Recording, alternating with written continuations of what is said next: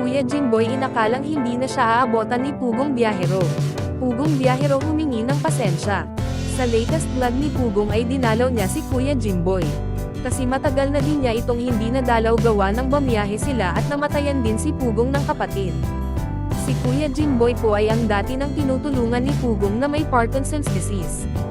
Nadatnan ni Pugong si Kuya Jimboy na nanginginig gawa ng wala na itong iniinom na gamot na maintenance sa sakit niya. Tinanong ni Pugong si Kuya Jimboy kung nasaan ang tatay nito at ang anak niya. Sumagot si Kuya Jimboy na naliligo ang tatay niya at umalis ang anak niya para mag-ani ng mais. Ipinaintindi ni Pugong kay Kuya Jimboy ang dahilan kung bakit hindi agad sila nakabalik. Sinabi ni Pugong na namatayan siya ng kapatid at bumiyahe din sila papuntang Malaysia. Humingi si Pugong ng pasensya kay Kuya Jimboy dahil sa pagkaantala ng pagbalik niya. Masayang ibinalita ni Pugong kay Kuya Jimboy na may dala na silang gamot ng pang-maintenance sa sakit niya galing kay PB Love sa Amerika. Nakisuyo si Pugong sa isang kapitbahay ni Kuya Jimboy na bigyan siya ng tubig para mapainom na niya ito ng gamot. Hawak na ni Kuya Jimboy ang baso. Nahihirapan ito dahil nanginginig ang mga kamay niya pero nagawa pa rin itong inumin ang gamot niya. Nagtanong si Pugong kung sino muna ang pwedeng tumanggap sa gamot gawa ng wala pa ang anak nito. Pinaintindi ni Pugong na dapat isang beses lang sa isang araw ang pag-inom nito.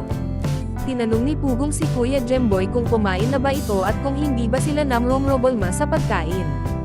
Sumagot si Kuya Jimboy na nahihirapan talaga sila sa pagkain. Dagdag pa ni Kuya Jimboy na katulad ngayon umalis pa ang anak niya para mag-ani ng mais. Wala pa silang tanghalian at kung kailan ito makakabalik ay saka pa sila kakain. Sinabi ni Kuya Jimboy kay Pugong na iba talaga kung nakakalakad pa siya. Makapaghanap sana siya ng pagkain nila. Dagdag pa ni Kuya Jimboy na sobrang napagod na siya sa sitwasyon niya at inakala na niyang hindi na siya aabotan ni Pugong. Pinapalakas naman ni Pugong ang kalooban ni Kuya Jimboy. At sinabi nito kay Kuya Jimboy na laban lang sa buhay, gagaling ka rin at huwag mawalan ng pag-asa. Sinabi ni Pugong kay Kuya Jimboy na mga 30 minuto lang gagana na yung gamot at magiging okay na ang pakiramdam nito.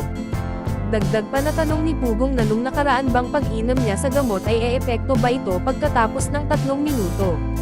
Sumagot si Kuya Jimboy na hindi at kadalasan aabot ng 3 oras bago niya maramdaman ang epekto ng gamot.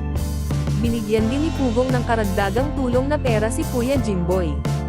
At pinagbilinan niya ito na ibili nila ng pagkain. Nakiusap si Pugong sa mga nandon na kung pwede sana ay mapagupitan ang buhok ni Kuya Jimboy at mapalugaw nito. Biro pa ni Pugong kay Kuya Jimboy na magpagupit at maligo ito dahil parang magkaedad na sila ng tatay niya. Nagpaalam agad si Pugong kay Kuya Jimboy dahil sabi nito na marami pa silang pupuntahan at bibisitahin. Habang papunta si Pugong sa sasakyan niya ay sinabi nito sa video na sapat na sana yung gamot na ibinigay niya nung una hanggang ngayon sa pagbalik niya. Ngunit hindi ito umabot dahil may pagkakataong 2 beses sa isang araw iniinom ni Kuya Jimboy ang gamot. Sinabi ni Pugong sa mga viewers na huwag mag-alala dahil magiging okay din ang kalagayan ni Kuya Jimboy. Sapat na yung mga gamot na dala nila para sa pang-maintenance ni Kuya Jimboy at sinigurado ni Pugong babalik sila bago pa man maubos ito. At para sa more summary video ng Pugong Biyahero huwag kalimotang mag-like and subscribe.